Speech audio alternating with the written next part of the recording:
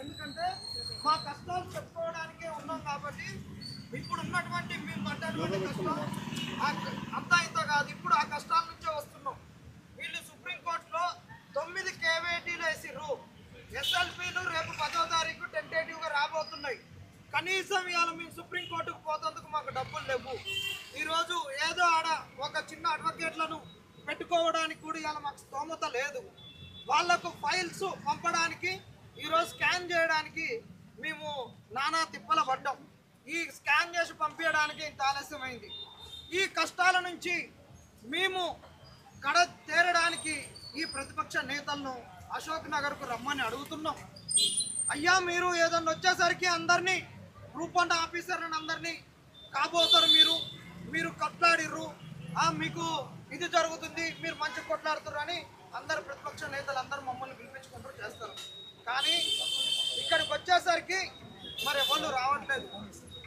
ఈరోజు group 1కు prepare అయ్యి ఈరోజు అక్రమాల వల్ల వీళ్ళు ఈ 1:1లో లేనటువంటి వాళ్ళు, ఉద్యోగాలు రానటువంటి వాళ్ళు ఈరోజు కోరుతున్నది ఒకటే. అయ్యా ఈరోజు తెలంగాణ భవిష్యత్తును వీళ్ళు కోరుకుంటున్నారు. తెలంగాణ యొక్క ఉజ్వల భవిష్యత్తు ఎలా ఉండాలని 14 సంవత్సరాలు ఎదురు చూసినటువంటి వాళ్ళు కోరుకునేది అది. కానీ ఇలా కాంగ్రెస్ వాళ్ళు కోరుకునేది ఏందో తెలుసా? ఈరోజు వీళ్ళకు ఉద్యోగాలు ఇస్తే స్థానిక సంస్థలలో మాకు పదవులు వస్తాయి, మా చైర్లు పదిలంగా ఉంటాయని కాంగ్రెస్ వాళ్ళు కోరుకుంటున్నారు. కానీ ఈరోజు వీళ్ళు కోరుకునేది వేరు. ఇంకొకటి, ఇలా ఉద్యోగం వచ్చినటువంటి వాళ్ళు మీరు అనుకోవచ్చు మీకు మాకు పోరాటం అని. మీకు మాకు పోరాటం అసలు కానే కాదు. ఇది వ్యవస్థతోటి మేము కొట్లాడుతున్నటువంటి కొట్లాట. ఈ కొట్లాటలో మీకు మాకు ఒక వైర్యం పెట్టడానికి, పిల్లికి ఎలకకు వైర్యం సృష్టించడానికి ఈరోజు కాంగ్రెస్ వాళ్ళు కృషి చేస్తున్నారు.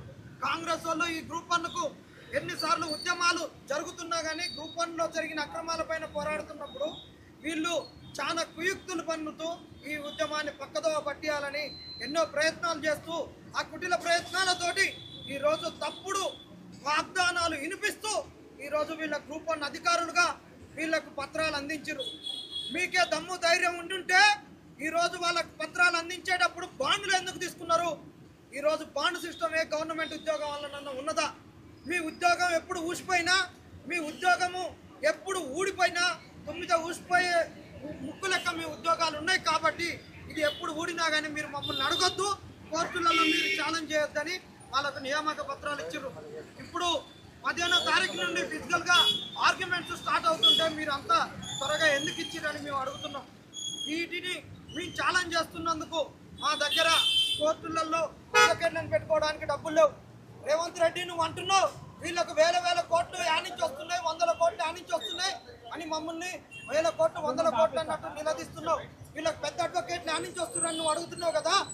మరి మీకే కనుక ఈ కాంగ్రెస్ వాళ్ళకే కనుక సిగ్గు లచ్చ సీము నెత్తరు ఏదన్నా ఉండుంటే మీరు అడ్వకేట్లను ఎందుకు పెడుతున్నారు? పెద్ద అడ్వకేట్లను ఎందుకు పెడుతున్నారు? చేసిన తప్పులు మీకు కావా? ఆ ప్రిలిమ్స్ లో హాల్ టికెట్ ను ఇచ్చి మళ్ళీ మెయిన్స్ హాల్ టికెట్ ఎందుకు మళ్ళీ కొత్త హాల్ టికెట్ ఇచ్చారు? ప్రిలిమ్స్ మెయిన్స్ హాల్ టికెట్ ను 563 మంది అభ్యర్థులకు మీరు ఫైనల్ లిస్టులు ఎందుకు ఇవ్వలేకపోయారని మేము నిలదీస్తున్నాం. ఈ పబ్లిక్ సర్వీస్ కమిషన్ ఎన్నో తప్పులు చేసింది, వాటిని అడుగుతుంటే ఈ రోజు నిరంజన్ రెడ్డి గారు లాంటి వాళ్ళను, ఒక హైకోర్టుకు చీఫ్ జస్టిస్ గా చేసినటువంటి వాళ్ళను, పెద్ద అడ్వకేట్లను మీరు ఎందుకు తెస్తున్నారని అడుగుతున్నాం.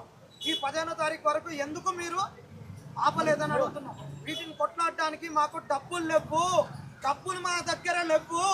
ఈ తప్పుల్ని పబ్లిక్ సర్వీస్ కమిషన్ కింద దాచిపెట్టుకొని దొంగతనంగా నైటుకు దొంగలు పడే రాత్రులలో సర్టిఫికెట్లు ఇచ్చింది, రిజిస్టర్లు పెట్టింది.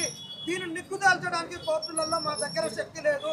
కాబట్టి ప్రతిపక్ష నాయకులు రావాల్సిందే, ఈ చిక్కడపల్లి అశోక్ నగర్కు రావాల్సిందే. మీరు రాకుంటే ఊకునేదే లేదు. మీ తెలంగాణ భవిష్యత్తు కొరకు మేము కొట్లాడుతున్నాం. ఈ తెలంగాణ ఎందుకు వచ్చింది? ఈ తెలంగాణలో 14 ఏళ్ళు గ్రూప్ 1 లేకుండా ఉంటే, ఆఫీసర్లు లేకుండా ఉంటే తెలంగాణ అడ్మినిస్ట్రేషన్ ఏ విధంగా నడిచింది? ఈ తెలంగాణ భవిష్యత్తు మీకు పట్టదా? తెలంగాణ గురించి ఆ రోజు మమ్మల్ని కొట్లాడించినట్లు ఇవాళ ఏడ పడుకున్నారని అడుగుతున్నాం. ఈ తెలంగాణ గురించి కొట్లాడించిన మేధావులు ఏడ పడుకుంటున్నారని అడుగుతున్నాం. ఈ తెలంగాణ గురించి పోరాడిన పార్టీలు ఎక్కడ పాన్పులలో కుడుకుతున్నాయని అడుగుతున్నాం. ఈ రోజు వాళ్ళకు ఉద్యోగాలు ఇచ్చేటప్పుడే బాండ్ ఇచ్చే ఒక కండిషన్ ఇచ్చి పెడితే వాళ్ళకు ఉద్యోగాలు ఇవ్వగానే ఉద్యమం ఆగిపోయిందా? ఈ ఉద్యోగాలు ఇచ్చి ఇక ఏం కాదని మీరు ఎందుకు అలసత్వం వహిస్తున్నారు?